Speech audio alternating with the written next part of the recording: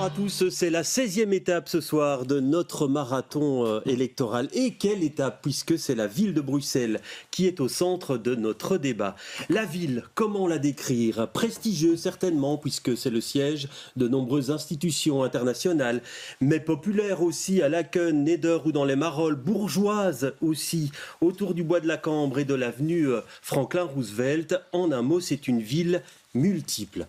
Présider à la destinée de la ville avec un grand V majuscule, le Graal pour plus d'un homme ou d'une femme politique, on le verra ce soir dans notre débat. 6 personnes autour du plateau ce soir, je vais vous les présenter dans un instant, mais avant tout, on découvre la carte d'identité de la ville de Bruxelles. Elle compte presque 197 000 habitants. C'est le socialiste Philippe Claus qui est à sa tête. Dans la majorité, il y a le PS, Vorreut, Ecolo Groen et Défi. Dans l'opposition, le MR, l'Open VLD, le PTB, les engagés, le CDNV, la NVA, un conseiller de la team Fouad Haïdar et un indépendant. Je vous le disais, 6 candidats ce soir sur notre plateau, 6 hommes puisqu'il n'y a pas de femmes tête de liste à la ville de Bruxelles. Je vais vous les présenter tout de suite en commençant par vous, Philippe Claus, bonsoir. Bonsoir. Vous êtes tête de liste PS Vorreut, à vos côtés Benoît Ellings, bonsoir. Vous êtes tête de liste Ecolo Groen, il y a également Fabien Minguin, bonsoir. Bonsoir. Vous êtes tête de liste Défi et vous. En face de vous, il y a David Weitzman, bonsoir. Bonsoir. Vous êtes tête de liste MR+, il y a également Didier Waters, bonsoir. Bonsoir. Vous êtes tête de liste Les Engagés et également Mourad Memouni, bonsoir. Bonsoir. Vous êtes tête de liste Team Fouad Haïdar BXL+. Merci d'être là sur notre plateau. Alors nous pouvons accueillir jusqu'à 6 candidats sur ce plateau. Sont présentes les têtes de liste complètes des partis démocratiques. Il y a également d'autres listes, le PTB, la NVA, le Vlaams Belang et Vista Collectif Citoyen qui présentent des listes à la ville de Bruxelles, mais des listes qui ne sont pas complètes. Alors comme d'habitude, c'est un tirage au sort qui détermine la première prise de parole. Je demande aux candidats une réponse en 30 secondes. C'est parti, c'est vous David Weitzman qui avez décroché le numéro 1. Alors réponse en 30 secondes, pourquoi faut-il que vous entriez ou que vous restiez dans la majorité à la ville de Bruxelles? En ce qui vous concerne, pourquoi faut-il que vous entriez dans la majorité? D'abord, merci pour l'invitation, parce que nous faisons campagne sur 2 thématiques qui sont, à mon avis, l'absolue nécessité pour les Bruxellois. D'une part, ramener de l'ordre dans la ville, on en parlera en termes budgétaires, en termes de sécurité, en termes de propreté publique. Et d'autre part, parce que je souhaite en finir avec des politiques d'assistanat et mettre le focus dans les prochaines années dans des vraies politiques d'émancipation sociale. Et nous avons des priorités en termes d'enseignement, de formation, d'emploi. Et enfin, on veut une rupture et aider tous les Bruxellois à devenir propriétaires. Alors, Fabien Minguin, à vous, pourquoi faut-il que vous restiez dans la majorité? Parce que je veux une ville plus connectée à ses habitants. C'est vrai que comme échevin, j'ai beaucoup travaillé, vu que j'étais en charge des affaires économiques et de l'emploi, avec les associations de commerçants qui n'ont jamais été autant soutenues que sous mon mandat, avec la société civile pour mettre en place des parcours de formation et de remise vers l'emploi. Et cette expertise citoyenne en laquelle je fais confiance, j'aimerais pouvoir l'étendre maintenant à l'ensemble des politiques publiques de la ville de Bruxelles, pouvoir travailler avec eux. Et c'est aussi pour ça que j'emmène cette liste Défi et vous, qui fait une part belle à beaucoup de citoyens indépendants, parce qu'on va aller chercher cette expertise citoyenne via la consultation populaire, via des jurys citoyens dans des grands projets environnementaux ou publics, pour faire confiance aux Bruxellois. Philippe Claus, votre réponse? Parce qu'on a voulu développer cette ville de proximité, c'est qu'on a appelé la ville à 10 minutes, de créer dans chaque quartier de Bruxelles, en passant par Arren et de Roverenbeek, Laken, le quartier européen, le quartier Louise ou le Patagone, des infrastructures proches des gens, des écoles, des crèches, des centres sportifs, des centres culturels, des commissariats de police, des commerces, du transport en commun, des espaces verts.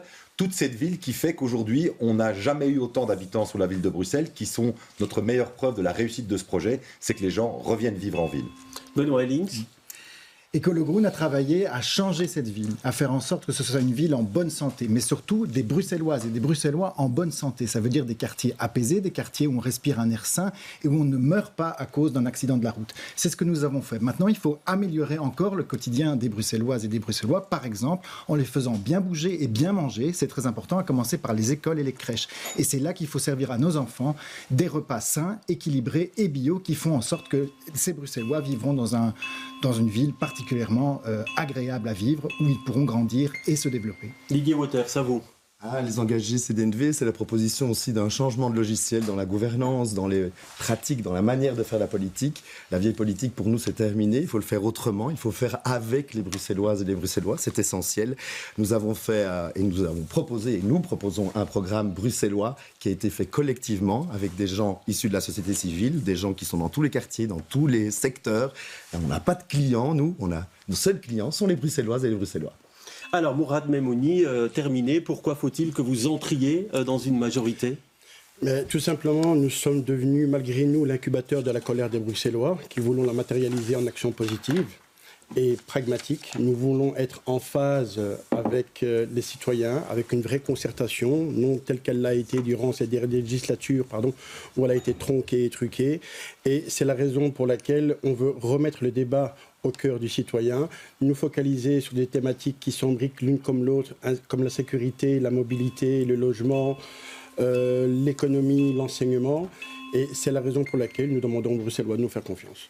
Alors, on va commencer à parler maintenant de la situation politique future. On va esquisser les contours d'une nouvelle majorité, puisqu'il y a une alliance préélectorale entre MR, Engagés, Défi. Fabien Minguin, pourquoi changer de partenaire ? Qu'est-ce qui ne fonctionnait pas avec Philippe Claus et Benoît Hellings ?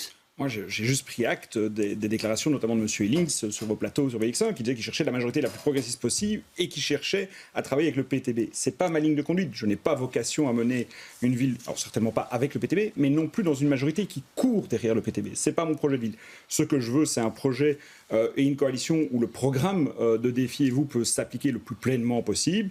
Et donc, je crois qu'aujourd'hui, si le PS et Écolo continuent de courir derrière le PTB, nous préférons effectivement constituer un axe de centre-droit qui permettra d'éviter de voir les politiques du PTB s'appliquer à la ville de Bruxelles. Alors, Philippe Claus, est-ce que vous êtes prêt à gouverner avec le PTB ? Moi, je vais surtout faire les élections de ce dimanche et ramener le plus de voix possible sur la liste PS Vooruit. Et vous savez, les paris sur les élections à la ville de Bruxelles, ils ont toujours été perdus par tout le monde. Donc on va faire notre job, présenter notre programme, tenter de ramener le plus de suffrages possible, et puis on verra bien dans la nuit de dimanche à lundi. Mais vous ne répondez pas à ma question. Je ne répondrai pas à votre question. Non, parce que pourquoi vous n'y répondez pas ? Parce que je n'ai pas de préaccord, je suis les mains complètement libres.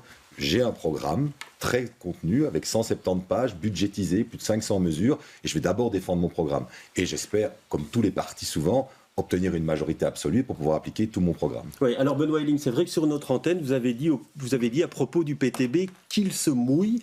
Est-ce que ça veut dire que vous êtes prêt à gouverner avec lui ? Donc aujourd'hui, vous avez 3 partis qui ont décidé d'acheter le match.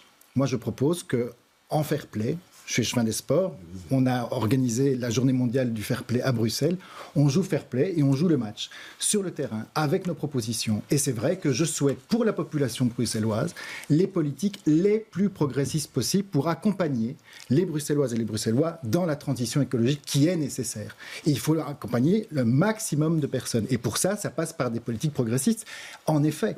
Et nous sommes fiers du bilan de cette majorité progressiste avec M. Minguin. Je veux continuer à mener les mêmes politiques, améliorées évidemment. On peut toujours améliorer une politique, mais c'est clair que nous voulons la majorité la plus progressiste possible parce que donc c'est avec le PTB, pourquoi pas en fait ? Mais donc le PTB ne se mouille pas, il ne présente même pas une liste complète. Oui, mais s'il se mouillait, M. Hellings. Ceux qui veulent et celles qui veulent une ville progressiste, ils doivent voter pour Écolo Groen, qui est un parti progressiste. Oui. C'est un vote utile. Et pour préciser ma question, s'il se mouillait, puisque sur ce plateau, plusieurs candidats PTB d'autres communes ont dit qu'ils étaient prêts cette fois-ci à y aller, est-ce que vous entameriez des discussions avec eux ? Ils n'ont pas l'air prêts. Ils n'ont même pas une liste complète. Donc moi, je suis prêt à travailler avec tous les partis démocratiques, mais le PTB fait partie de l'arc démocratique, mais ce n'est pas notre partenaire privilégié, évidemment. Donc votre partenaire privilégié, quel est-il en fait alors ? Nous n'avons pas de partenaire privilégié. C'est clair que le PTB ne met pas le paquet sur la ville de Bruxelles. Nous ne le rencontrons même pas dans nos rues quand nous faisons campagne. Nous avons sonné à 10 000 portes. On n'a jamais rencontré un PTB qui présente son projet. Moi, je veux voir le projet et le soir des élections, en fonction de comment les cartes seront distribuées dans le match de foot, sur le terrain, on verra avec qui on travaille. Mais pour nous, l'arc démocratique complet. Alors David Weitzman, on parle d'alliance préélectorale, on parle pas de cartel. Qu'est-ce qui est bétonné ? Est-ce que c'est un engagement ferme à dire si c'est possible, on va avec ces partenaires-là ? D'abord, moi je réponds à votre question. Je ne ferai jamais une majorité ni avec l'extrême droite, on a le Vlaams Belang qui se présente, ni avec l'extrême gauche, le PTB. Vous imaginez, alors que tous les indicateurs sont dans le rouge en termes de pauvreté, en termes de sécurité, en termes de propreté publique, est-ce que vous pensez vraiment que le PTB pourra apporter quelque chose? Le PTB est quand même dans la capitale de la Belgique, le siège des institutions internationales. J'aurais souhaité que M. Claus et M. Ellings disent clairement non, nous ne formerons pas de majorité avec le PTB. Et donc nous faisons de cette ligne-là une priorité pour nous. Et nous souhaitons effectivement travailler ensemble avec des partis raisonnables qui ont des différences, mais qui ont aussi des complémentarités, notamment pour venir répondre à des vrais problèmes. La pauvreté a explosé ces dernières années, l'insécurité a explosé et la propreté publique est un constat que tous les Bruxellois font, la malpropreté publique. Oui, d'accord, mais est-ce que c'est signé devant notaire ou est-ce que tout peut être discuté le soir même? Il y a une vraie volonté pour ma part de travailler ensemble. Après, ce sont les électeurs. Le match n'est pas du tout joué, Oui, Monsieur Ellings. Ce sont les électeurs qui décideront. Mais je ne souhaite pas aller avec des partenaires qui tendent la main à des partis extrémistes. Et je pense que c'était une grave erreur de la part de Monsieur Ellings de l'avoir répété à 3 reprises. Ouais. En juin 2023, il a déjà dit qu'il tendait la main au PTB. Il l'a dit sur le plateau d'RTL, il l'a dit sur votre plateau. C'est inadmissible et donc pour moi c'est une ligne franchie. Oui, mais donc vous êtes irréconciliable, PS, MR, écolo. Alors moi, je n'ai d'exclusif qu'à l'encontre de l'extrême gauche et l'extrême droite. Pour le reste, les électeurs décideront et nous essaierons de former une majorité. Alors, je ne sais pas si elle doit être le plus progressiste. Moi, je pense que le progrès, c'est le MR. Donc, c'est peut-être un appel vers le MR. Moi, je crois qu'on doit entendre, en tout cas, les électeurs et former surtout une majorité de rupture qui est en capacité de lutter contre le communautarisme, contre le clientélisme, qui est en capacité d'apporter d'autres solutions et j'espère qu'on en débattra aujourd'hui. On en débattra. Mourad Memouni, vous, quel est votre partenaire privilégié si à un moment donné on vous demande de faire la pointe? Nous n'en avons pas, tout simplement, ça sera le partenaire qui... Vous êtes pour ceux qui ne vous connaissent pas, vous êtes un ancien conseiller communal socialiste. Hein, donc, est-ce que l'appel à un rassemblement le plus progressiste possible, ça sonne à vos oreilles? Écoutez, moi je pars du principe que ce mot-là aujourd'hui ne veut tout dire et rien dire.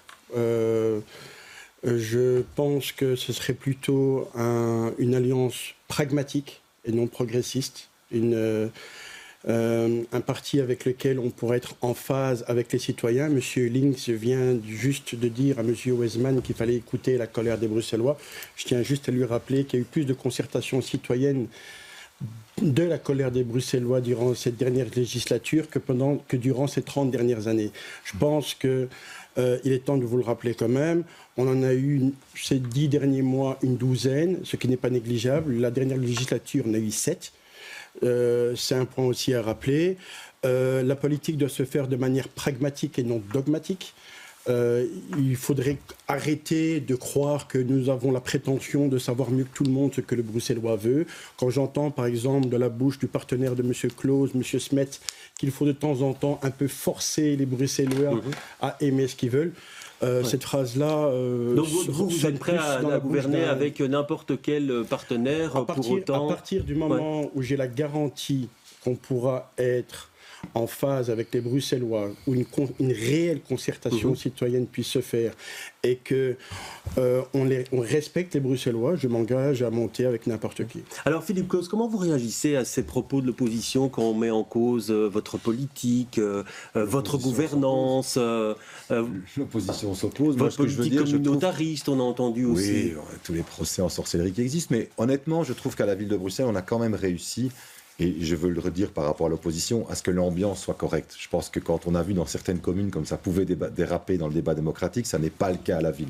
On a veillé à ça, je tiens à le dire, parce que c'est important aussi que les citoyens nous regardent et on n'est pas là pour se chamailler. On n'a pas les mêmes programmes, on n'a pas les mêmes idées, mais il faut quand même reconnaître qu'on a une législature par rapport, je répète, à d'autres communes que je ne citerai pas. Ne me posez pas la question, je ne les citerai pas, mais on a essayé de garder une ambiance correcte. Et ça, c'est aussi important, et c'est le jeu de la majorité évidemment, mais aussi de l'opposition qui a respecté ces différents débats. Et je crois qu'il faut garder cela, c'est ce que les citoyens attendent de nous.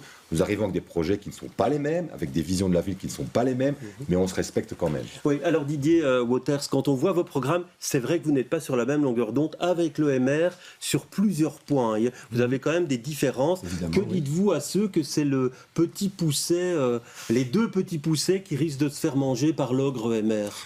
Je commencerai par dire que l'arrogance et le mépris, ça n'amène à rien, d'accord ? Ça, c'est mon premier truc de base pour répondre un peu à cette question-là. Évidemment, on a des différences. Je signale que si on n'est pas en cartel, c'est pour une bonne raison, c'est parce que nous, on a un projet progressiste. Excusez-moi, M. Ellings, mais voilà, le match n'est pas plié, comme vous le dites, inclusif, et qui tient compte des habitantes et des habitants de la ville de Bruxelles, qui sont en fait les vrais spécialistes. Ceux qu'on n'écoute malheureusement pas assez. Depuis que moi je suis conseiller communal, en tout cas, c'est ce que je défends, d'ailleurs, à tous les conseils communaux. Donc, pour nous, à un moment donné, le maire, en l'occurrence M. Wetzmann, s'exprime, étend la main pour un changement à Bruxelles. C'est mon projet. C'est de changer les comportements à la ville de Bruxelles.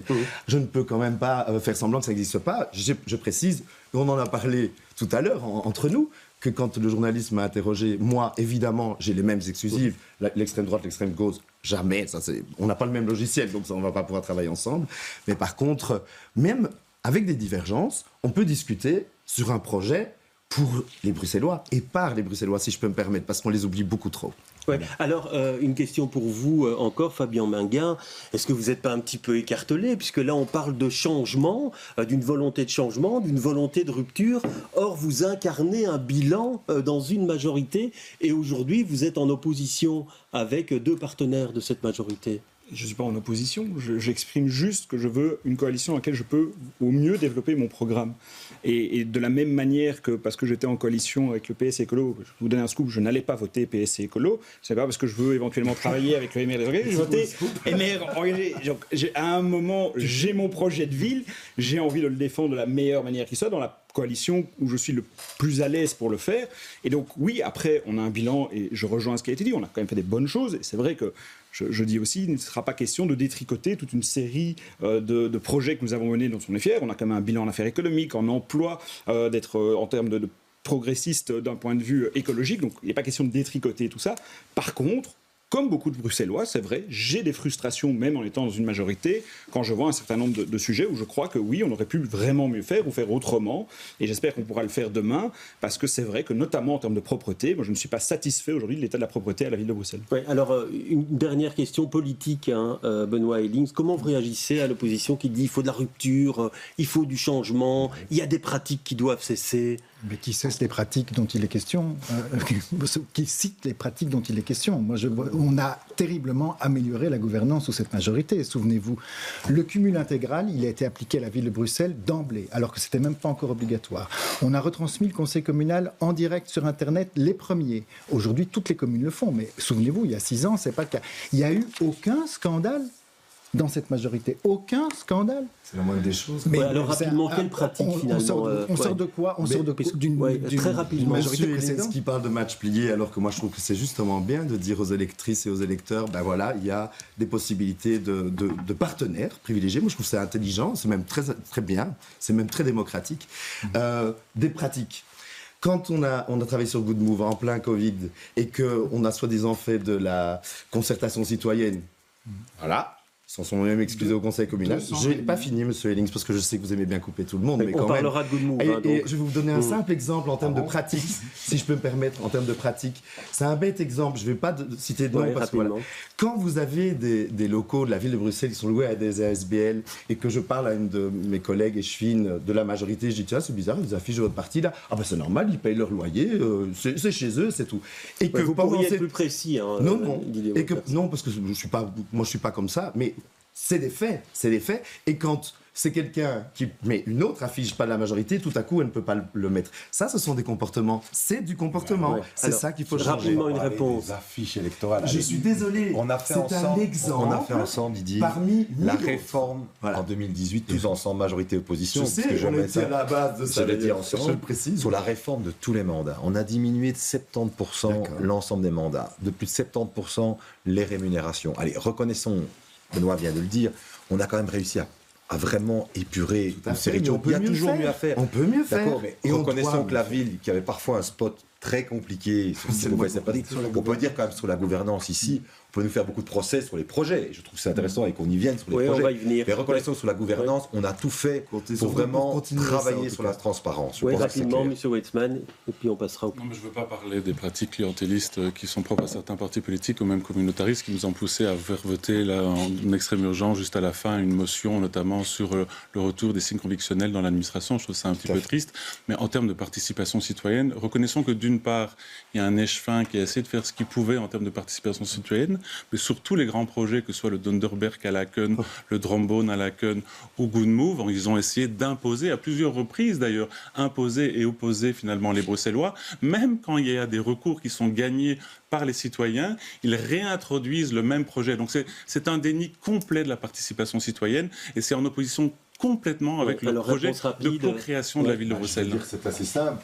Les projets que cite M. Weitzman, c'est une vraie différence entre nous. Sur les écoles, nous, on ne veut rien lâcher. On pense que c'est la priorité à la ville, c'est l'enseignement. C'est malheureusement pas souvent abordé dans cette campagne. Or, nous pensons que les deux projets dont cite M. Weitzman, c'est les nouvelles écoles. Ces écoles, on en a besoin. On a des enfants sur liste d'attente. Et oui, il faut pouvoir avancer. Vous savez, moi, il y a des choses qui me mettent en colère. J'ai un grand projet qui s'appelle Rempart des Moines. Rempart des Moines, il y a 2 citoyens qui ont bloqué 400 logements sociaux. 400 familles qui ne seront pas logées. Je considère que... au Conseil d'État. C'est pas vrai, regardez. Vous étiez très contre, on l'a réussi. C'est un processus participatif. Pourquoi vous m'interrogez? Je vous laisse parce qu'on peut réagir, on veut travailler ensemble. Attendez une seconde que j'ai fini juste après. Juste terminé. Et donc c'est une vraie rupture. En effet, mon collègue Benoît Henning a raison. Le tram, voilà un projet qui a clairement clivé entre les conservateurs et les progressistes. Nous avons défendu ce tram. Vous étiez contre. Vous l'étiez contre, on peut retrouver les déclarations. Aujourd'hui, tout le monde reconnaît. Et on n'a pas perdu. Alors, rapidement, et puis on passe aux enjeux. Il y a plusieurs projets qui ont été systématiquement construits dans l'opposition. Nous n'avons jamais été contre le tram. Vous pouvez prendre toutes mes déclarations. Nous étions favorables à réfléchir avec les habitants et les commerçants à un nouveau tracé. Idem, notamment pour des grands projets. Et aujourd'hui, on se rend bien compte que toute la ville est bloquée aussi parce que les habitants sont obligés d'aller en recours au Conseil d'État. Ça coûte cher et c'est chronophage. Et dans les 2 projets que vous avez cités, qui consistent notamment à raser complètement un espace vert, les habitants ont dû introduire 3 recours au Conseil d'État. Et ils ont déposé, il y a 1 mois, le même permis sans tenir compte de l'avis des habitants. C'est pas comme ça qu'on construit une ville. Si on ne le fait pas par humanisme, faisons-le par opposition, par intelligence. Il y a de l'opposition partout. Et ils essaient d'imposer leur projet. Pour ce projet, vous persistez, vous signez le Donderberg. On l'a dit, notre priorité au PS, tout le monde le sait, c'est l'enseignement. Ce projet, on l'a dit avant les élections. Je pourrais prendre une attitude très politicienne, donc je ne sais pas, je vais réfléchir.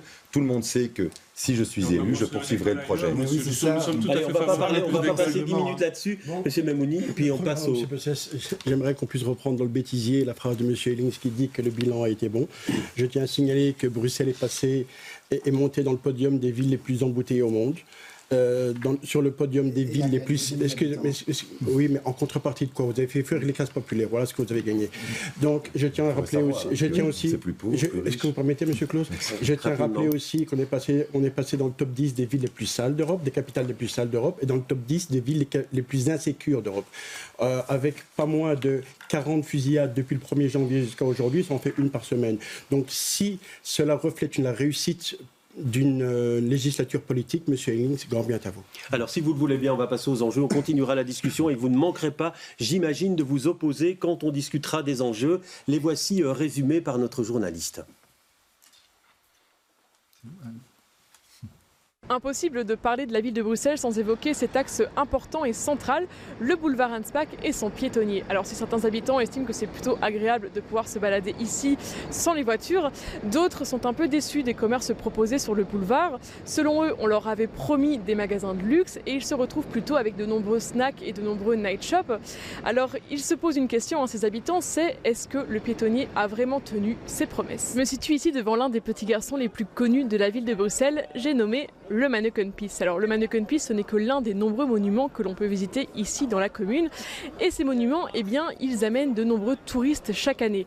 Ces touristes, il faut les loger. Alors il y a certains qui choisissent d'aller à l'hôtel, d'autres qui choisissent plutôt les Airbnb. Et c'est justement la gestion de ces meublés de tourisme qui pose problème. Quel est l'avenir exactement des Airbnb dans la capitale? Est-ce qu'ils pourront toujours être plus nombreux? Ce sont des questions que se posent les citoyens. En parlant avec les citoyens, je me suis aussi rendu compte qu'il y avait un sujet majeur ici à la ville de Bruxelles. Et ce sujet, c'est la sécurité, ou plutôt le manque de sécurité. C'est ce qui m'a amené maintenant sur la place Roupe, dans le quartier Stalingrad, un quartier qui a malheureusement été témoin de plusieurs agressions au cours des derniers mois. Je suis aussi pas loin de la station Lemonnier, qui est souvent pointée du doigt comme un endroit clé de la criminalité. Alors les citoyens, ils ont une question qu'ils m'ont posée, c'est qu'est-ce qu'on va faire maintenant pour ramener la sécurité dans la ville de Bruxelles ? Voilà, c'est un thème qu'on va aborder en parlant du piétonnier. Je vais vous donner la parole, Fabien Minguin, parce que vous êtes en retard sur le temps de parole à propos du piétonnier. C'est vrai que c'est un projet qui a défrayé la chronique. Aujourd'hui, on a l'impression que le piétonnier rentre petit à petit dans les habitudes des Bruxellois. Que faut-il améliorer encore sur cette artère, selon vous ? Moi, je crois qu'on a continué à travailler sur le mix commercial et on l'a fait sous cette majorité. On a mis en place un schéma de développement commercial, on a mis un moratoire sur de nouveaux Horeca pour essayer justement d'avoir plus de magasins de détail et de destination. Je ne sais pas si le luxe était vraiment le bon endroit, le boulevard de Waterloo fonctionne assez bien pour ça. Mais par contre, aujourd'hui, oui, il y a un enjeu. D'abord, une chose qui est reconnue, c'est que ça fonctionne, ça attire du monde.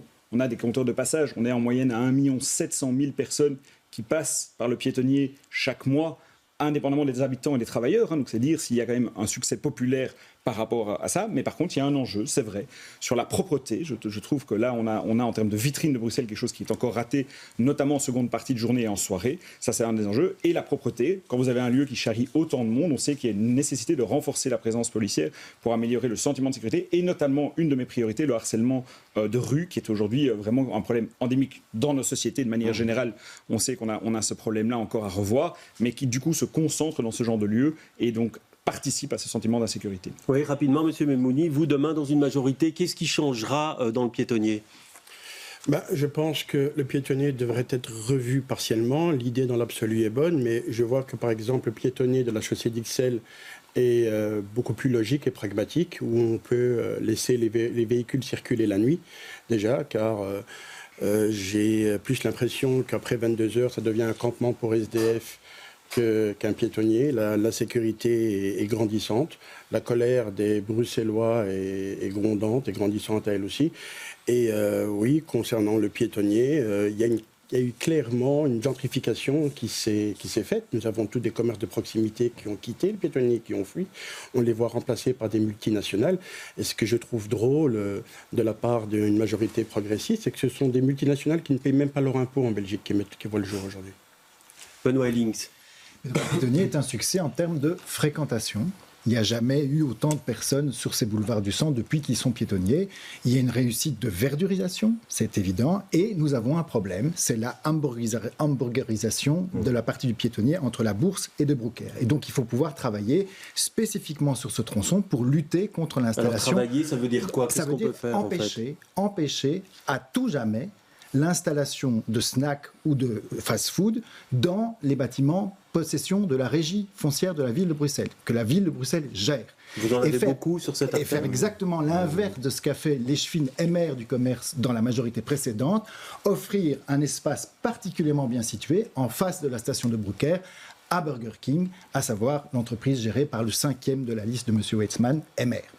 Et donc, voilà une attaque directe, M. Weitzmann. C'est aussi simple que ça. M. Weitzmann, votre réponse par rapport à... dit, et je me permets de rectifier, est scandaleusement faux. Donc je préfère de le dire directement. Donc c'est une attaque qui est gratuite et qui est fausse en plus factuellement. Vous parlez d'une autre politique. Non, effectivement. C'est l'image Disney qui prédomine, vous dites, au centre-ville. Il faut d'abord rappeler effectivement que le piétonnier a été mis en place sous la majorité précédente PS-MR, et Dieu sait si à l'époque on avait été critiqué notamment par les écolos, en partie d'ailleurs, il faut le dire, de juste titre, parce que la participation n'était pas exemplaire. Elle était quand même mieux que la participation d'aujourd'hui sur Good Move. Il y avait simplement 3 conditions sur lesquelles on devait travailler. Et on l'a dit à l'époque à Yvan Mayer, qui était le père, en tout cas, de la réflexion sur ce piétonnier. D'une part, il fallait de la sécurité. Et aujourd'hui, je veux plus de policiers en rue, des policiers qui ne soient pas là uniquement pour mettre des amendes en cas de livraison, mais qui soient là aussi pour lutter contre les incivilités. D'autre part, je veux aussi, en termes de sécurité, m'assurer que les vélos et les trottinettes ne soient pas la jungle sur le piétonnier. Et je souhaite d'ailleurs très clairement orienter ces vélos sur un autre axe et faire en sorte que les gens se sentent là aussi en sécurité. Deuxièmement, la propreté publique, c'est pas du tout assuré. Monsieur Minguin a bien fait de le rappeler. Et troisièmement, effectivement, la diversification commerciale. Je dis la même chose depuis le début. On peut avoir quelques grandes enseignes de bouche ou autres, mais on doit aussi avoir du commerce de proximité. Et donc nous avons une chance inouïe. Le collège Pèse Écolo Défi gère plus ou moins 600 rez-de-chaussée commerciaux. Nous avons aussi des rez-de-chaussée commerciaux dans le piétonnier. Donc travaillons avec les comités de quartier qui nous demandent d'avoir des commerces de proximité, rompons quelques baux où nous sommes nous-mêmes les bailleurs et essayons d'orienter ces commerces de proximité ou de grande qualité, y compris sur le piétonnier. Alors Philippe Claus, c'est ce que vous vous retrouvez là dans les propositions de David Weissman, sur la fin en tout cas, par rapport à un dynamisme commercial à retrouver? D'abord, ce sont des projets difficiles. Tous les piétonniers qui sont faits en Europe sont toujours compliqués et suscitent beaucoup d'animation. C'est normal parce que ce sont des transformations urbaines qui sont des vraies ruptures. Et c'est vrai qu'on est à peine, en fait, 10 ans, même pas 10 ans après le début du piétonnier, on n'est même pas à 10 ans, et on voit aujourd'hui qu'il suscite plutôt une adhésion. Il faut quand même le reconnaître. Alors, qu'est-ce qui a marché? C'est vrai que les gens se sont habitués à cet espace public requalifié, c'est normal, on avait plus de monde en ville. On a des grandes entreprises qui se sont installées, c'est vrai, dans les bureaux. Donc on a ce retour en ville de gens qui consomment, qui viennent travailler en ville et qui consomment. On a rénové des grands bâtiments comme la Bourse, ce bâtiment que personne ne pouvait visiter, qui est aujourd'hui un monument que les gens peuvent enfin visiter, qui a été réacquis par le pouvoir public. On a 1 milliard d'euros d'investissement privé sur le bord du piétonnier. Et donc, mais vous avez des nouveaux commerces aussi qui sont intéressants. Qu'est-ce qu'on change demain? Qu'est-ce qu'on améliore, Philippe Claus? Je pense que par rapport à l'espace public qui est là, on a la bonne base. Ce qu'on va faire, évidemment, c'est l'animation commerciale. Mais regardez, les magasins de disques, bon, c'est peut-être parce que je suis fan de rock, mais on a une explosion des magasins de vinyle. Qui aurait dit ça il y a 10 ans? Les friperies, en effet, de seconde main, qui cartonnent chez les jeunes.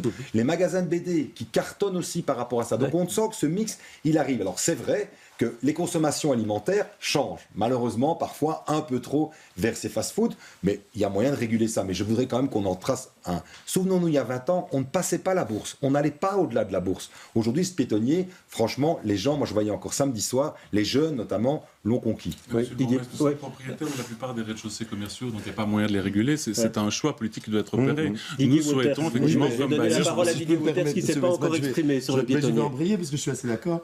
D'ailleurs, je l'ai proposé au conseil communal déjà depuis longtemps. Je pense que les rez-de-chaussée commerciaux de la régie doivent être gérés par l'échevinat du commerce. Pourquoi? Parce que c'est lui qui peut avoir la vision. Hein, mais là, vous êtes sur la même longueur d'onde que Benoît Helling, par rapport à... Pourquoi pas? Il n'y a pas... Donc, je suis d'accord avec moi-même. Utiliser cet atout...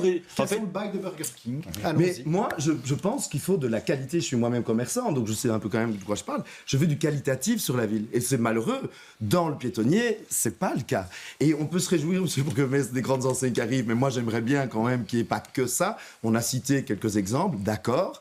Mais attendre que l'évolution se fasse, c'est pas ça qu'on doit faire. Nous, on doit faire en sorte que l'évolution se fasse. J'ai pas fini. Oui, rapidement, et puis je donnerai aussi la parole à M. Mémoni, à M. Mingal. Comment dites-vous? Caroline, c'est pas une grande enseigne. Non, en parlant... Oui, mais là, c'est parce qu'on parlait spécifiquement. Je sais, j'y vais. C'est génial, quoi. Et c'est la ville qui a permis qu'il s'étende. Je dis juste que c'est trop peu par rapport aux autres. Donc, c'est juste relatif. Voilà. Et donc, moi, ce qui m'intéresse, moi, c'est que ce piétonnier... que j'aime beaucoup et qui fonctionne bien en grande partie. Merci. Il y a un gros problème de sécurité, ça c'est l'évidence. On veut des patrouilles mixtes, on veut plus évidemment de policiers en rue, mais on veut des patrouilles mixtes aussi multidisciplinaires, parce qu'il y a quand même des gens qui ont des gros problèmes d'assuétude ou de problèmes de santé mentale, il faut y penser. Et puis l'entretien, toutes ces pierres sont en train de se déchausser dans tous les coins. Excusez-moi, une ville qui vit, c'est une ville qui doit être entretenue. Ça fait partie de notre programme aussi, ça. Oui, Monsieur Mémouni, rapidement. Sur la diversité commerciale, puisque vous avez déjà parlé du retour des voitures. Non, mais j'aimerais rebondir sur la soi-disant réussite de la Bourse, qui est plus un hall de gare qu'un lieu de visite, qui initialement devait coûter 17 à 20 millions et on a fini avec une enveloppe approximative de 95 millions. C'est 75 millions de delta, c'est l'équivalent de la construction de 5 écoles, je tiens à le rappeler. Jusqu'à preuve du contraire, c'est l'argent du contribuable et c'est pas des dés de Monopoly, c'est de l'argent des citoyens. Je pense que ce projet-là aurait pu voir le jour via un partenaire privé. Donc ça, c'est déjà une chose. On avait prédit un rendement économique de 5 millions d'euros par an. J'entends que cette année, on est déjà à 1 million de déficit. Et concernant la diversité des commerces, comme M. le bourgmestre vient de le dire, je tiens juste à vous rappeler que tous les exemples qu'il nous a donnés sont, entre guillemets, des commerces de bobos. Donc, si après cela, on ne dit pas qu'il n'y a pas de gentrification dans le centre-ville, je suis désolé de vous le dire, mais le piétonnier n'est plus devenu un endroit populaire. Oui. Alors une réponse rapide par rapport à la gestion du dossier bourse que vous portez à bout de bras, Philippe Claus, depuis plusieurs années, sur le surcoût qui a été dénoncé à plusieurs reprises par l'EMR, notamment M. Comans de Brechel. On n'est pas d'accord et c'est tant mieux, c'est ça aussi la démocratie, c'est de ne pas être d'accord. Moi je suis parfois très envieux de mes amis français quand ils ont des bâtiments historiques. Regardez le palais de justice. Moi je ne me souviens pas de ce palais de justice sans échafaudage. Et à un moment donné, la bourse, on a réussi en 10 ans, en allant chercher de l'argent à l'Europe, au fédéral, à la région, dans la commune et dans le privé, à avoir un magnifique projet. Voilà, moi je l'assume complètement et je suis fier et je suis sûr que les Bruxellois se souviendront qu'au moins ce bâtiment est rénové. Ayons un peu d'ambition pour notre patrimoine, comme on vient de le faire aussi à Avenue Louise avec l'hôtel Vitamer, où c'est aussi le contribuable qui a aidé à refaire ce bâtiment Horta. On doit un peu mettre en valeur notre patrimoine. Monsieur Magua, vous partagez ce succès de la bourse ou vous dites que ça aurait pu être géré différemment? Non, moi je l'ai visité en 6e primaire, je me rappelle, il y avait un gros box noir à l'intérieur et tout tombait en ruine. Aujourd'hui, c'est un des bâtiments emblématiques de notre centre-ville. On a certainement amélioré la promotion, parce que c'est un outil majeur de notre politique touristique. Et sur la revitalisation commerciale, parce que quand même j'aime bien... Vous étiez échevin du commerce. Est-ce que vous vous sentez visé par cette gestion des commerces par la régie foncière? Il y a deux choses. Moi, il y a d'abord toujours ce procès qui est fait à des commerçants qui n'ont pas leur place en fonction du type de produit qu'ils vendent, etc. Moi, je trouve ça dur et comme libéral, j'ai un d'accord avec M. Wetzmann, je ne fais pas de casser des baux parce que désolé, vous ne convenez pas et donc on vous chasse. Il y a des gens qui sont là, ils ont leurs droits, ils ont leurs baux, c'est une chose. Par contre, on peut travailler à chaque fois qu'il y a des changements et c'est ce qu'on a fait. On peut prendre l'exemple de la bourse.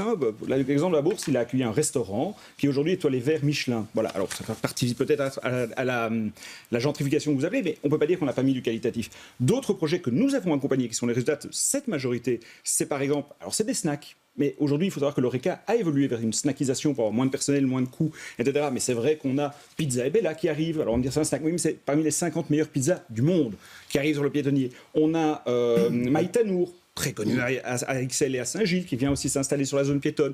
On a, et on l'a dit, en friperie vraiment exclusive, en upcycling rare, qui vient s'installer dans un local de la régie, parce que quand on a des baux qui se libèrent, oui, on est proactif pour venir essayer de remettre un autre mix commercial, mais par contre, effectivement, on n'est pas pour chasser non plus des commerces. Oui, très rapidement, David Wetzmann, et puis on passera à la propreté. Remettre de l'ordre dans la ville, c'est le message que je porte, c'est aussi dans les budgets. Ici, cette majorité a vidé totalement les caisses. L'enjeu n'est pas de savoir s'il fallait rénover ou pas la bourse. D'ailleurs, c'est une décision qui a été prise sous la législature précédente.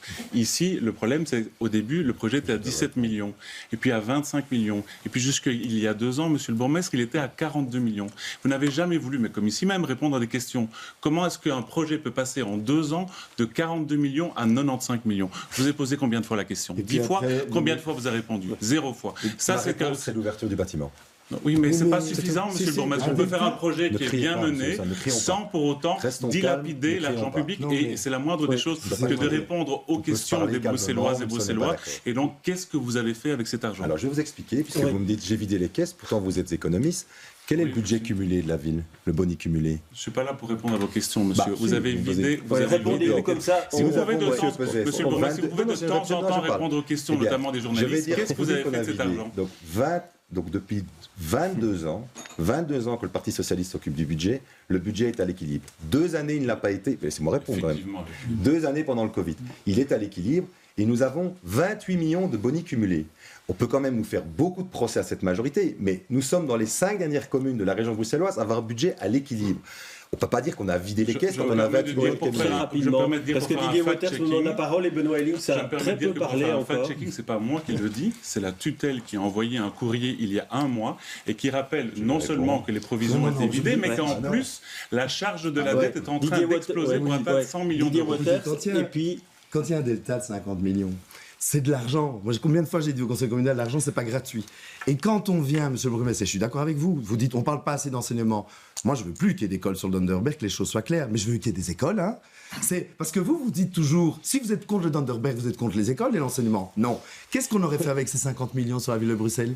En rénovation, notamment pour construire des écoles. Je vous pose juste la question. Nous avons construit 2000 places, monsieur. Ouais. Je vous ai posé juste cette question-là. En même temps, oui, attention, parce que vous êtes en train de monopoliser le temps de parole. Je ne saurais pas vous faire parler sur les autres thèmes. Benoît Elling, vous défendez en termes budgétaires, vous défendez le travail de la majorité, comme le fait Philippe Claus. Vous dites on aurait pu faire autrement sur certains points. Dans une situation budgétaire compliquée, qui est explicable par la crise énergétique, mais aussi la crise sanitaire, 2 ans où nous avons été en déficit, c'est vrai, nous sommes parvenus à reconstruire un budget budget en allant chercher l'argent chez les gens qui profitent de Bruxelles, qui font beaucoup d'argent à Bruxelles. Je pense en particulier aux promoteurs immobiliers. La ville se construit et il est normal que la ville de Bruxelles soit allée chercher, via la taxe d'occupation de voirie, de l'argent chez les promoteurs qui ont construit à Bruxelles, et tant mieux, mais c'était là que nous sommes allés chercher l'argent, au bénéfice de tous les Bruxellois. Et par rapport aux piétonniers et aux bâtiments leviers, que sont la Bourse et pour le futur, le bâtiment, l'hôtel Continental, le bâtiment emblématique qui est au bout de la place de Brouckère. Il va falloir qu'on investisse, oui, beaucoup d'argent, parce que ce sont des bâtiments qui vont jouer un rôle essentiel dans la façon que les visiteurs et les Bruxellois auront de fréquenter ce piétonnier. Et si on se rate sur le Continental, on risque de rater, de faire passer le flux vers la rue Neuve et vers le nouveau boulevard Adolphe Max entièrement rénové qui est de toute beauté. Alors le temps file, si vous le voulez bien, on passe tout de suite au volet propreté puisque c'est une des priorités dans toutes les listes électorales. Je le lis partout. La propriété, la propreté, la ville de Bruxelles peut mieux faire dans ce domaine. Alors c'est le constat général. Comment? Je vais commencer avec vous, Fabien Minguin. Vous êtes en retard sur le temps de parole. Juste après, je donnerai la parole à M. Memouni qui est aussi en retard sur le temps de parole. On ne parle pas du piétonnier, on parle de concrètement sur tout le territoire de la ville. Quel nouveau instrument mettre en place en matière de propreté? Le premier, ça fait longtemps qu'on le défend, et c'est vrai qu'on a parfois dû se battre dans la majorité pour avoir des projets pilotes qui le montrent, c'est petit à petit d'enfuir les poubelles pour éviter le ramassage des sacs. Parce que la première cause de salissure de la ville, c'est ça, c'est quand même Bruxelles Propreté qui, une fois qu'ils sont passés, c'est souvent plus sale qu'avant qu'ils soient là. Et donc c'est vrai que cette vision un peu désuète des sacs poubelles sortis 2 jours par semaine à des horaires précis qui ne sont pas toujours compatibles avec la vie professionnelle, c'est pas la politique. On a déjà eu ce débat sur ce plateau, on nous dit que c'est très compliqué à certains endroits à cause de tous les tuyaux qu'il y a dans le sous-sol. Moi, dès le début de mon mandat, sur la rénovation de la place Agora, j'ai été voir les impétrants qui m'ont dit, bah oui, dites-nous juste ce que vous avez besoin, on va quand même bouger nos tuyaux quand vous faites la rénovation de nos impétrants et on vous fait le trou. Par contre, quand j'ai été voir Bruxelles Propreté en disant, ben voilà, les impétrants sont d'accord, venez mettre une poubelle enterrée, ce qui aurait réglé, parce qu'on a beaucoup de commerces, les images de monticules de sacs devant la Galerie Royale, on s'en rappelle, on a dû trouver des solutions, mais ça a été quand même dommageable à Bruxelles pendant longtemps, on aurait réglé la solution comme ça assez vite. Et à ce moment-là, Bruxelles Propreté m'a dit, ah non, ça on ne fait pas, ça on ne sait pas, on n'a pas les dimensions, quelque part. Un coup de fil à une autre firme privée m'a donné directement. Donc c'est faisable qu'on arrête de lire. Et d'ailleurs, on a installé enfin, en bout de mandature, 2 premiers projets pilotes pour montrer que en fait, ça fonctionne. Et donc ça, je crois vraiment que maintenant, systématiquement, chaque rénovation urbaine, on doit essayer de généraliser cela, pouvoir petit à petit sortir les sacs poubelles de l'espace public. La deuxième chose que nous plaidons chez Défiez-vous, c'est une certaine aussi rationalisation des acteurs de la propreté publique. Aujourd'hui, vous avez des voiries communales avec un personnel communal qui fait ce qu'il peut, mais la voirie régionale et nettoyée, elle a un autre rythme, les stations de la STIB encore à un autre, et donc vous n'avez jamais finalement une ville qui est complètement propre. Moi, je crois qu'il faut confier aux communes, parce que c'est le pouvoir de proximité, l'entretien de l'espace public, et que la région s'occupe du ramassage des déchets et des conteneurs enterrés. Ce serait déjà bien s'ils y arrivaient. Ça, c'est avec le transfert de moyens, j'imagine. Évidemment, oui. Évidemment. Et le troisième aspect, c'est la sanction. Je crois que cette majorité a quand même été ambitieuse sur le montant des amendes, mais je trouve qu'on n'a pas été assez loin sur la sanction réelle des comportements et des incivilités. Et je crois que notamment, il faut pouvoir mettre en place des patrouilles mixtes et réinvestir la police dans ce champ de compétences que sont les incivilités. Je sais que ce n'est pas toujours ce qui leur fait le plus plaisir, mais je crois que c'est nécessaire si on veut rétablir l'ordre par rapport à ça et mettre fin aux comportements qui sont problématiques, parce que c'est vrai, c'est plutôt les gens qui salissent la ville, et donc il faut qu'il y ait aujourd'hui plus ce sentiment d'impunité, de c'est pas grave, et je sors ou je jette mes déchets par terre, ou un dépôt clandestin par exemple. Et je crois aussi, quatrièmement, qu'on peut être plus inventif. La technologie est quand même une vraie aide, et donc des vraies caméras intelligentes bien positionnées qui permettent de faire le constat. Oui, mais pas assez. Il y a des quartiers où, monsieur Hillings, où je l'ai demandé 10 fois à votre collègue, madame Gelab, et où ça n'est jamais arrivé, notamment chez moi dans les Marolles. Donc voilà, à un moment, je crois... Monsieur Memouni, vous incitez beaucoup dans votre programme, vous, sur la sanction. Apparemment, la politique de sanction doit être renforcée, quand je vous lis. Les premières personnes qui doivent être sanctionnées, je pense que c'est cette majorité qui, faut le rappeler, a une majorité miroir à la région, parce que je n'ai pas entendu la majorité taper sur la table vis-à-vis de Bruxelles Propreté, à travers M. Marron, sur ce qu'il fallait faire justement pour... excusez-moi, M. Hillings, laissez-moi terminer. Autant que les 18 autres communes de la région. Bon, c'est bon. 40 000 quoi amendes. Okay, autant que les 18 autres communes. Vous en êtes fiers? Ben oui. Donc vous en êtes fiers. Il faut sanctionner vous venez de confirmer qu'il y a 10 000 habitants de plus sur le territoire de la ville de Bruxelles. Il y a moins de ramassage des poubelles. Il y a par exemple le quartier Tivoli qui a vu le jour il y a moins de 10 ans, où on aurait pu, dans ce quartier-là, par exemple, y intégrer déjà... C'est le cas, M. Memouni. Mais excusez-moi, non, mais si vous me laissez, si vous avez l'amabilité et la politesse de me laisser terminer... Là, c'est le cas. Oui, mais laissez-moi terminer. Et que, justement, prolonger cette action-là sur le quartier Marie-Christine, sur l'avenue du Port, où on voit des déchets de partout. Donc, vous sanctionnez les gens concernant des problématiques que vous avez... Vous sanctionnez les gens concernant des... Comment ? Les pollueurs. Les pollueurs sont sanctionnés. Ouais.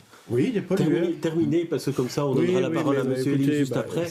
Juste une réponse, puisque vous avez été attaqué tant par la politique de la région que celle de votre Echevine, puisque vous aviez la compétence propreté. Vous reconnaissez qu'il y a un échec en matière de politique de propreté à la ville de Bruxelles? Parce que j'ai été interrompu. Oui, mais je voudrais quand même que le débat avance. Je vous donnerai la parole après. Je vous donnerai la parole après. Je continue le tour de table. Donc, en matière de propreté, on peut toujours faire mieux. Ceci dit, en matière de lutte contre les incivilités, 40 000 amendes ont été dressées, cette majorité-ci, soit autant que les 18 autres communes de la région bruxelloise, rien qu'au niveau de la ville de Bruxelles. Les amendes ont été augmentées et Mme Gelab a travaillé à l'installation de caméras. Pour des écologistes, c'est original, parce qu'on n'est pas pour. Donc, elle l'a fait. Elle l'a fait avec des résultats, puisque ces 40 000 amendes en sont le résultat. Maintenant, on doit pouvoir, c'est vrai, enterrer les poubelles dans des conteneurs enterrés. Ce que je demande à tous les partis, c'est pas de dire simplement ça, c'est de dire comment ils vont le faire, avec quel budget et à quel endroit. Et là, on pourra réellement avancer. Oui, mais votre réponse par rapport à ça, avec quel personnel et quel budget? On l'a fait, on a enterré des conteneurs dans les Marolles, on l'a enterré à Tivoli, à là, Laken. vous êtes au bilan. Moi, je demande vos propositions dans ce domaine. Les propositions, c'est oui, plus de conteneurs enterrés avec un trajet, à savoir travailler avec les comités d'habitants pour voir où c'est le plus intéressant d'installer ces compteurs. Et deuxièmement, multiplier les projets pilotes dans les quartiers commerçants. Ça a été réussi à Stalingrad-le-Monnier avec Stalem, qui récupère les... Parce qu'ils l'ont proposé. Oui, bien sûr, mais nous l'avons soutenu.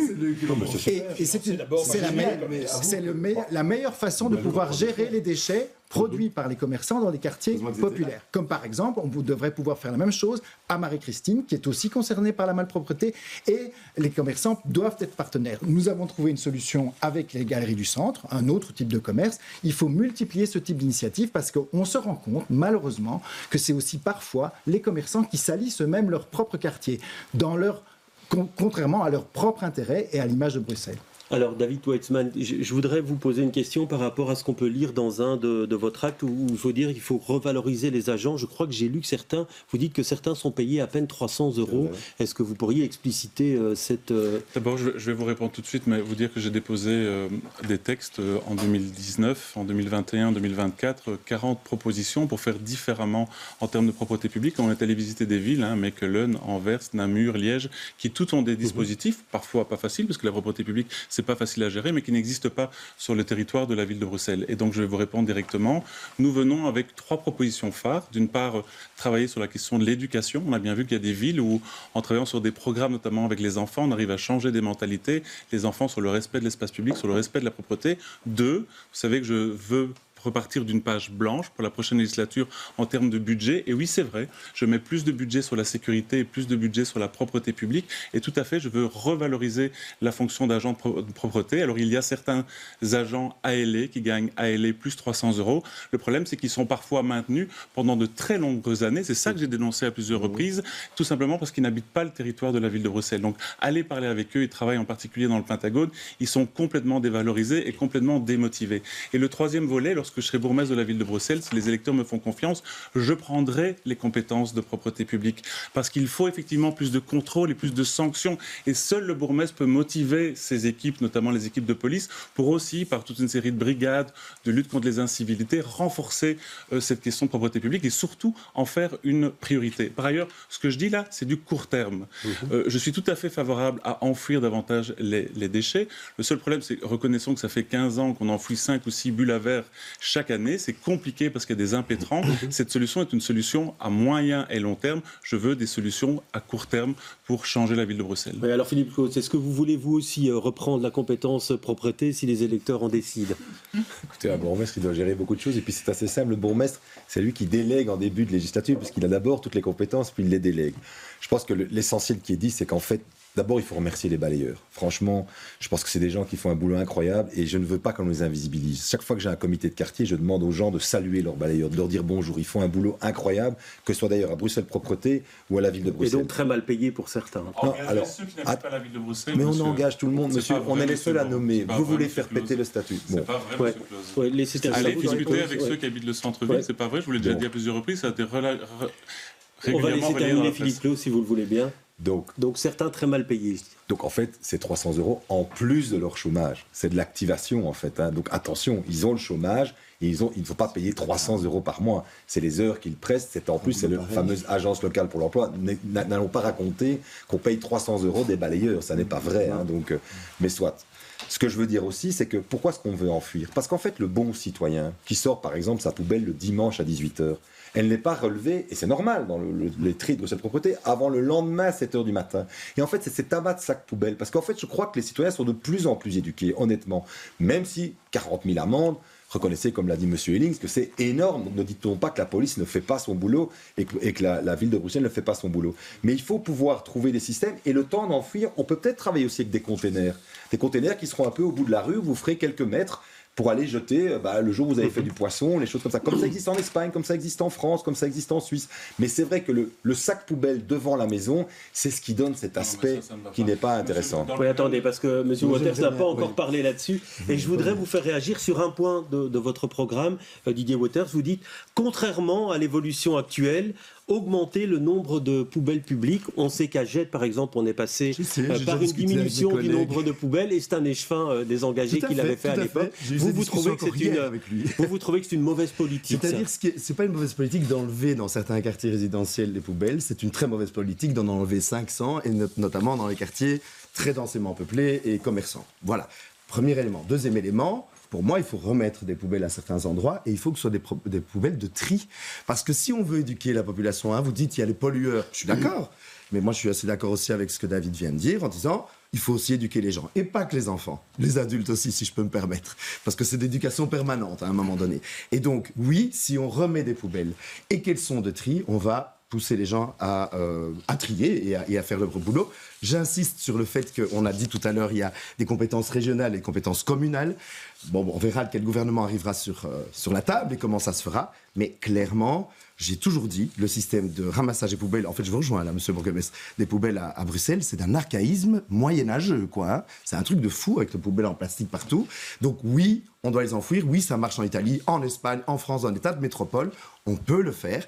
Monsieur Fabien Minguin disait tout à l'heure, si on a la volonté, on peut le faire. Ben oui, ayons la volonté. En tout cas, nous, on a cette volonté de le faire. Ouais. Alors, Monsieur Memouni, je vous avais coupé la parole tout à l'heure. Maintenant, terminé sur l'aspect propreté.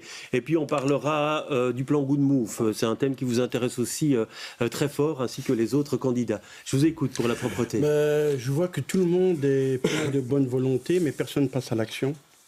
Ça fait. C'est pas ce qu'on nous a dit sur le plateau. Hein. On a vu qu'il y avait des plans qui avaient été mis en place, mais terminé, je vous en prie. Donc, pourquoi, M. Pessel, vous avez l'impression que Bruxelles est plus propre? Ah, mais moi je pose les questions et eux ont répondu qu'il y avait des plans de propreté qui avaient été mis en place. Non, mais c'est un constat évident et flagrant que Bruxelles est moins propre, Bruxelles est moins sécurisée et Bruxelles a moins de mobilité. C'est une évidence. Je pense que n'importe quel Bruxellois vous l'a dit ou vous le dira. Donc je ne vois pas pourquoi on doit sans cesse remettre sa confiance vis-à-vis d'une majorité qui a littéralement échoué. Et vos propositions, M. Malmouni, très brièvement? Ma proposition, c'est de taper sur la table et de forcer la région à prendre le dossier à bras-le-corps et de pouvoir instaurer ces poubelles souterraines.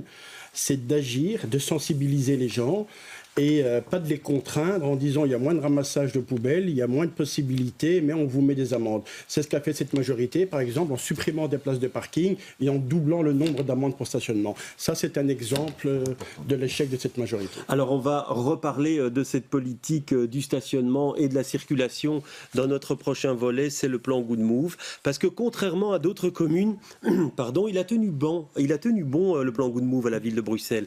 Le schéma de circulation mis en place durant l'été 2022 dans le Pentagone n'a pas été démantelé. Il a fait l'objet de critiques, certes. Alors qu'en sera-t-il de l'avenir ? Faut-il instaurer d'autres mailles sur le territoire de la ville ? Si oui, à quel endroit ? Dans quel quartier ? À quelles conditions ? Vous êtes en retard sur le temps de parole, Monsieur Waters. Vos propositions sur ce volet Good Move. Alors nous, on avait voté Good Move, j'aime bien de le rappeler, parce que c'est encore Christian Sueur à l'époque qui avait pensé au système des boucles. Et donc le principe, oui, et sans aucun doute. La mise en place, mon Dieu, quelle catastrophe. J'ai parlé, et je m'excuse de le dire, ce dogmatisme a opposé les gens, a été problématique pour les commerçants, j'en sais quelque chose. Nous, ce qu'on veut, et Monsieur Ellings, nous avons peut-être des objectifs communs, mais la manière de le mettre en place, peut-être qu'on peut un jour en rediscuter. Nous, on a un parti de rassemblement, on a un parti qui veut, et un mouvement plutôt, qui veut enthousiasmer les gens autour d'un projet.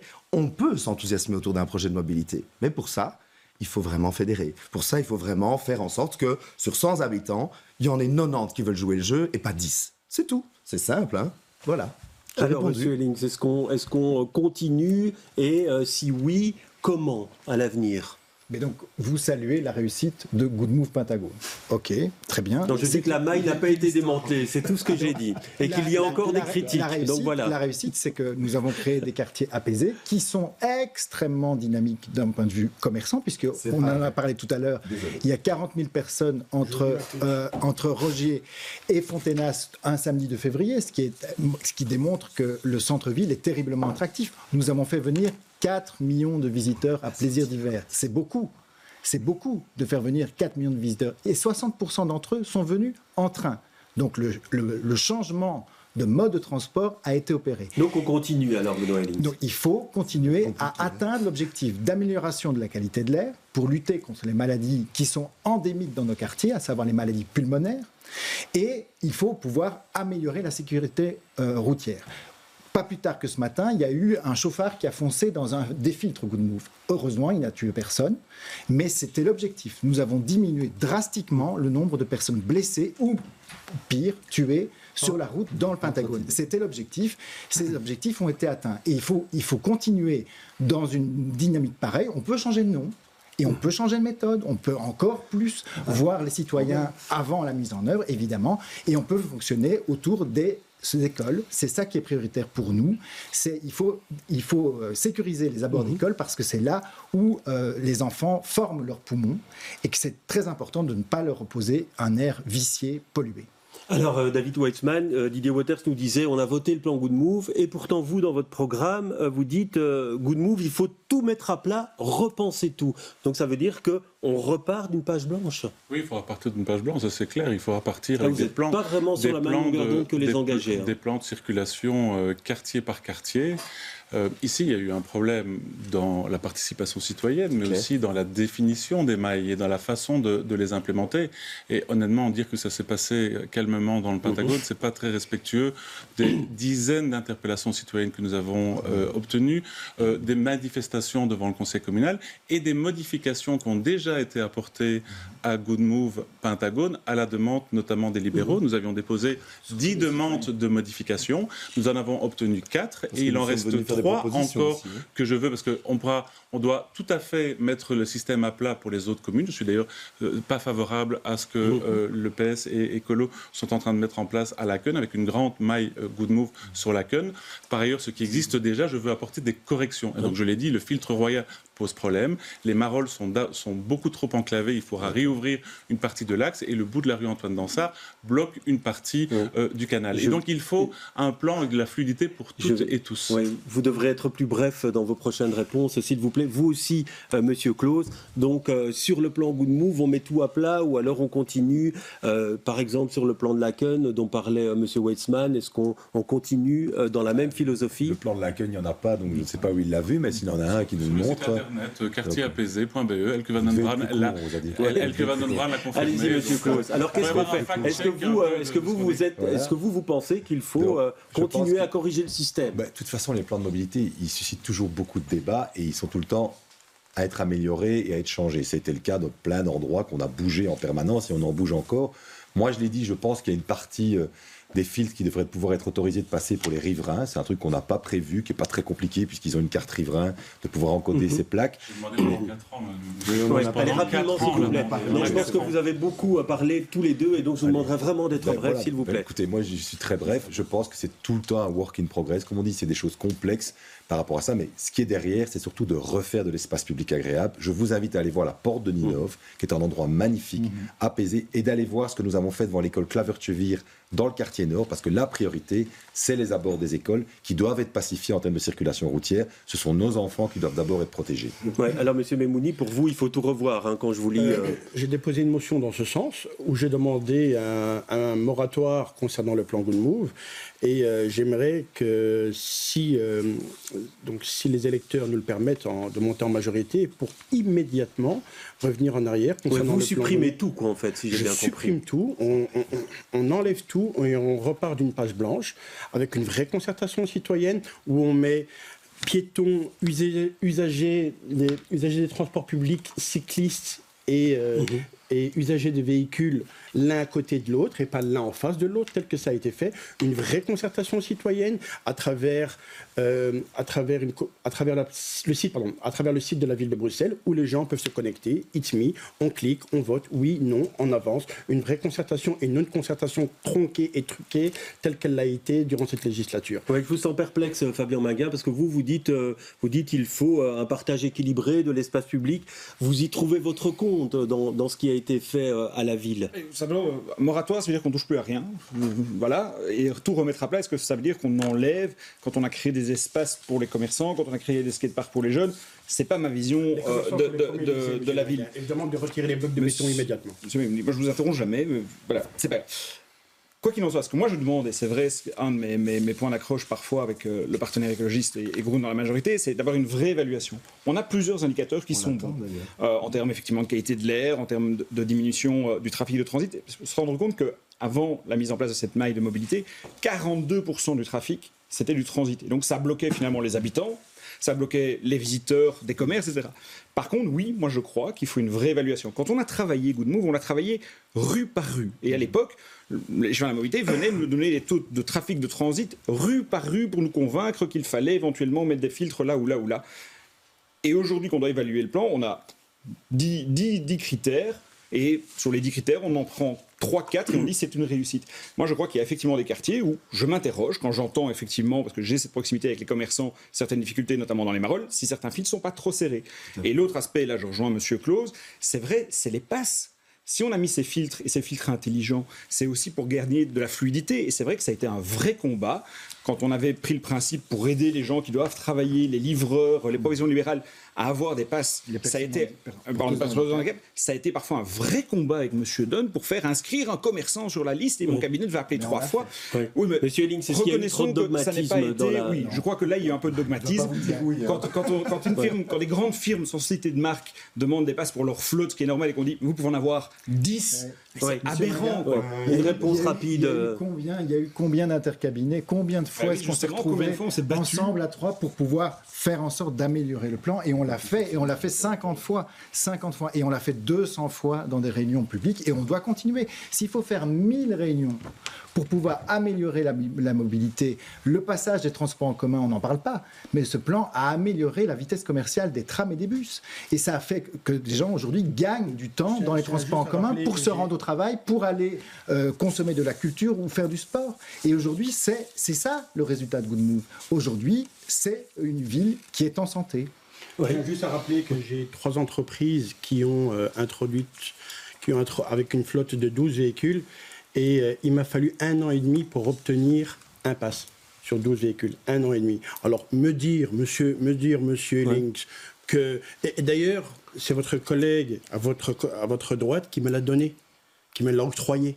J'ai 12 véhicules, 17 mails. Ben oui, mais justement, ça fonctionne comme ça, malheureusement. Vous partagez cet avis sur les difficultés, finalement, à obtenir des dérogations à certains moments, M. Wauters, et qu'il faudrait un système plus souple à l'avenir? Alors, à titre personnel, je ne l'ai même jamais demandé. Donc, moi, je me réjouissais.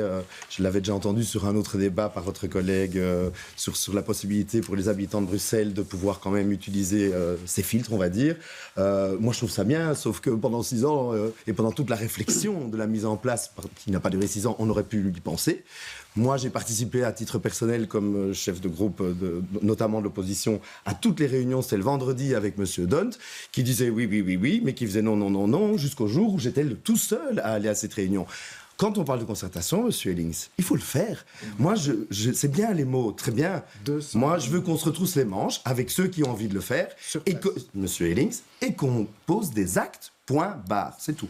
Et les grands perdants de la mobilité à Bruxelles, le fameux principe stop, ce sont les piétons.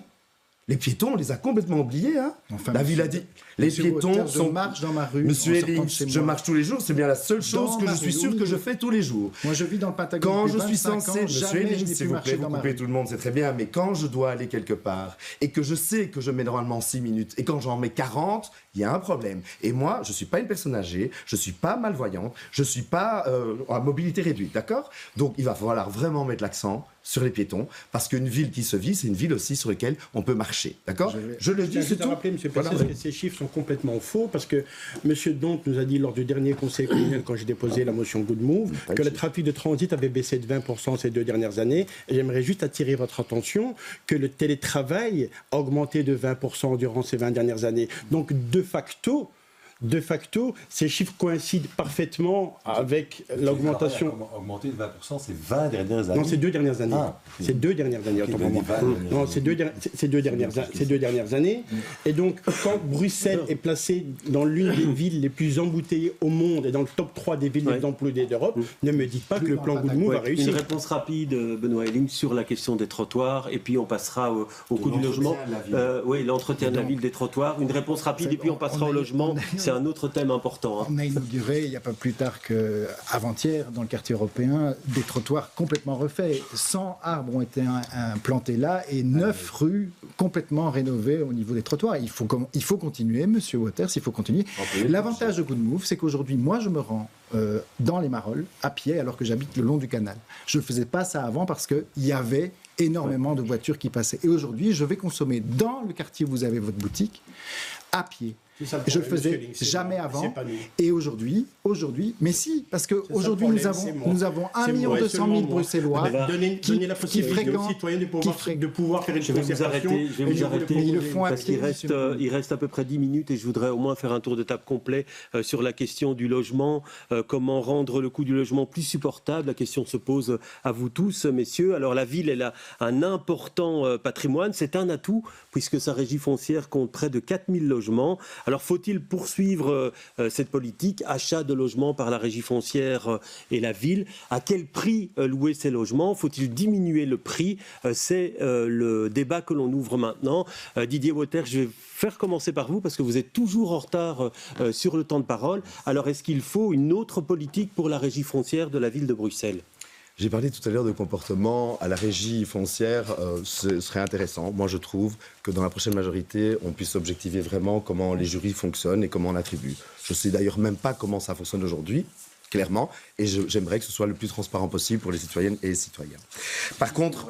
C'est une ordonnance bruxelloise. Ok, mais c'est très bien, mais la communication ou l'information à ce propos n'est pas diffusée. Oui, je sais bien, alors on doit tous connaître la loi, mais les 198 000 habitants de la ville de Bruxelles ne connaissent pas la loi. Alors comment dynamiser la régie ou comment doit-elle travailler autrement? Pour moi, tous les logements publics de la ville de Bruxelles, ceux du CPS et ceux de la régie, doivent être rassemblés. Donc j'ai fait 2 propositions aujourd'hui. L'une, c'est de rassembler les logements de la ville de Bruxelles, on va dire ça comme ça, et 2, je le regarde parce qu'il était chef sortant du commerce, et puis maintenant c'est M. Ergen, mais de faire en sorte que les chefinats du commerce gèrent les rez-de-chaussée commerciaux vraiment avec une certaine autonomie pour vraiment impulser une dynamique, notamment dans les plans de développement commerciaux, etc., des différents quartiers. Nous, on est pour des propositions en termes de logement, mais vous m'avez demandé sur la régie uniquement. Oui, c'était le logement public en général. Le logement public, c'est déjà un grand plan. Parce qu'on n'aura pas le temps et d'améliorer la qualité de ce logement public. Et je le dis, sous cette législature-ci, il y a eu une grosse amélioration en termes d'embellissement, d'aménagement, notamment au niveau de l'énergie, du coût de l'énergie. Il faut continuer, il faut perdurer là-dessus. Pourquoi ? Parce que trop souvent, des gens qui ont des logements dits sociaux ou de la régie nous montrent des logements quasi insalubres. Et ça, nous, pouvoir public, on ne peut pas le proposer. D'accord ? Donc ça, on continuerait en tout cas. Voilà. Alors, Monsieur Weitzman, une réponse rapide, s'il vous plaît, parce que vous, dans votre programme, vous dites il faut offrir la possibilité aux locataires publics de longue durée d'acquérir leur logement. Ça veut dire appauvrir le patrimoine de la régie foncière ? Non, pas du tout. Enfin, d'abord, c'est difficile de vous répondre rapidement, mais je vais quand même essayer. C'est qu'on veut tout faire pour avoir des politiques sociales, et ça, c'est une rupture qui, effectivement, soutiennent tous les Bruxellois pour devenir propriétaires. Ça commence par la classe moyenne. Il y a des mécanismes comme à Etterbeek, de droit d'amphithéose, leasing immobilier, en particulier pour les jeunes. Je crois que c'est vraiment une priorité pour nous si on veut notamment lutter contre la pauvreté. Et dans le cas, effectivement, des logements publics, comme en Espagne, comme en France, comme en Allemagne, nous souhaitons pouvoir vendre les logements publics. Et le contrat social que je prends avec devant tous les Bruxellois, c'est que systématiquement, nous rachèterons des logements. L'objectif aussi, c'est de stopper cette politique de concentration des logements sociaux dans des tours. Le projet 5 blocs dont on a parlé tout à l'heure, je trouve que c'est un projet qui est scandaleux. Rempart des Moines, effectivement, Rempart des Moines. On ne peut plus concentrer les gens et la pauvreté dans les mêmes logements. Je souhaite qu'ils soient mieux répartis sur tout le territoire de la ville de Bruxelles, à commencer d'ailleurs par des quartiers qui n'ont pas de logements sociaux ou pas de logements publics sur le territoire de la ville de Bruxelles. Oui, Fabien Maguin, vous vous retrouvez dans la proposition de M. Weitzman ? On ne la retrouve pas dans votre programme. Hein. Moi, je me retrouve, par exemple, il y a une proposition sur le fait de pouvoir favoriser l'acquisition pour les locataires publics, parce que je crois qu'effectivement, c'est une des clés de l'émancipation. Et c'est vrai que là, je trouve que on ne doit pas non plus dire que la seule solution, comme je l'entends parfois, notamment au PTB, c'est d'office le logement public le moins cher possible. Parce que ça n'est pas soutenable. On ne va pas résoudre la crise du logement en disant que tout le monde va offrir un logement public. Ça, je n'y crois pas. On va continuer le développement et on va essayer de faire en sorte, surtout qu'il y ait des politiques, via notamment la remise à l'emploi, où les gens peuvent aller se loger dans le parc privé et des aides plus ciblées, des mécanismes type l'allocation de loyer qui permettent d'aider finalement plus de gens. Et on pourrait réfléchir pour certains profils aussi au niveau de la commune et de son CPS, à peut-être soutenir par exemple les familles monoparentales avec une allocation de loyer, parce qu'on sait que quand vous êtes parent solo et que vous devez assurer les charges aujourd'hui de logement avec des enfants à Bruxelles, c'est extrêmement compliqué. Et donc voilà, moi je suis plus sur des incitations et des moyens pour les gens de se loger que dans une politique qui enferme les gens dans un assistanat public où une fois que vous rentrez, on le sait, dans un certain nombre de logements sociaux, vous y restez finalement à vie, où si vous n'êtes pas incité à gagner mieux votre vie parce que vous faites flinguer votre loyer et qu'après ça il ne devient pas. Et le deuxième aspect, parce que le loyer c'est le loyer que vous payez, mais c'est aussi effectivement les charges énergétiques, et donc poursuivre ce que nous avons mené, c'est vrai, sous cette mandature de rénovation du logement public pour diminuer le coût énergétique, parce que c'est pas normal que dans certains logements, on paye plus cher effectivement ce qu'on appelle le loyer chaud que le loyer froid. Oui, alors Philippe Claus, quand je lis votre programme, vous dites qu'il faut renforcer l'offre locative donc de la régie foncière déjà constituée en privilégiant les familles nombreuses, vendre une partie de ce patrimoine. Ce ne serait pas une bonne idée pour vous ? Non, je pense qu'il y a le fonds du logement au niveau régional qui permet de devenir propriétaire. Il faut remercier Nawal Benhamou, notre secrétaire d'État, qui pousse la liste sur laquelle je suis, d'avoir augmenté tous les moyens par rapport à ça. Mais le logement social, ça doit être à la fois un tremplin. Nous sommes le plus gros propriétaire de Belgique en termes de logement public et on en est fiers. Mais on a, c'est vrai, surtout cette année aussi, concentré cette majorité sur la rénovation des logements sociaux. Parce que c'était ce qu'on avait appelé les oubliés du climat. C'est-à-dire que ces personnes qui sont dans le logement social et qui se retrouvent avec des charges énergétiques absolument démentes. Et de nouveau, j'en ai un peu marre, c'est vrai qu'on stigmatise le logement social. Le logement social, c'est une chance. Ça permet à beaucoup de gens de s'en sortir. Et donc on veut continuer. Et c'est vrai que là, il y a un vrai clivage entre la droite et nous. Nous, on veut encore construire des logements publics. La droite est cohérente, elle a dit au conseil communal son aversion pour le logement public. Nous voulons continuer à des logements publics parce que les gens, on n'en peut plus. Il y a beaucoup de gens, beaucoup trop de familles monoparentales en particulier, qui ne s'en sortent pas. On veut être à leur côté pour leur offrir une dignité. Oui, Benoît Ellings, un des points du programme, c'était de dire on créera, en permettant à certaines familles d'acheter leur logement social, par exemple. Oui, par rapport à ce que disait M. Weitzman, ça permettra de créer un peu plus de mixité dans certains quartiers. Est-ce que vous vous retrouvez dans cette idée ? Alors non. L'enjeu, c'est de créer l'accessibilité au logement. Je parle d'accessibilité financière. Il y a deux façons de le faire. Un, améliorer le chemin vers un logement public. La ville de Bruxelles, via son CPS, via sa régie foncière, via ses sociétés de logements sociaux, a un portefeuille de logements publics. Il faut pouvoir créer un guichet unique, sans fusionner les institutions, mais créer un guichet unique où les Bruxellois peuvent, électronique et physique, parce qu'il faut maintenir un contact physique entre l'administration et le citoyen, où on peut aller trouver un logement qui correspond à ses besoins et évidemment à ses revenus. Deuxièmement, il faut pouvoir construire plus de logements publics, puisque comme à Vienne, le logement public facilite l'accès au logement, puisque ça a une vertu de régulation du marché de l'immobilier, où beaucoup d'entreprises privées font du bénéfice. Et l'avantage, c'est qu'on peut construire dans les bureaux.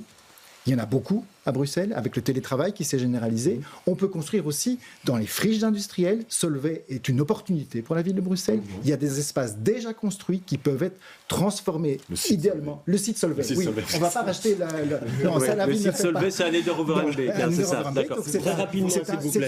C'est une zone déjà bâtie. Et donc, c'est très important pour nous, écologistes, de construire du logement public sur des zones déjà bâties. Pas sur les friches naturelles. Ouais, Monsieur Memouni, rapidement. Écoutez, moi je suis un enfant des logements sociaux. On était peut-être pauvres, mais dignes. Mais aujourd'hui, même cette dignité, ils ne l'ont plus dans les locataires des logements sociaux, qui sont dans un état catastrophique, où je vois des appartements, les murs pleins d'humidité, de mérules, des cuisines qui tombent. Et vos propositions alors Notre proposition, c'est que, premièrement, il faut savoir que 85% des personnes en moyenne vivant dans les logements sociaux sont sans emploi. Pourquoi ? Parce que tout simplement, ils se disent que si on va travailler, notre loyer va augmenter. Donc il faut casser ce cercle vicieux en leur permettant premièrement de pouvoir l'acquérir avec un crédit à 0%, moyennant une location de sol, une location du droit de sol. Donc ce serait casser ce cercle vicieux, ce serait pouvoir permettre aux gens de s'émanciper, de pouvoir construire et bâtir Bruxelles, car cette culture de l'assistanat, c'est fini. Voilà, je vais devoir vous arrêter là. On aurait encore dû parler de beaucoup de choses en termes de logement. Merci en tout cas d'être venu débattre sur ce plateau. Merci également à Thomas Dufrane qui m'a aidé à la préparation de ce débat. Demain, on prend la direction de Forêt. Très bonne soirée à tous.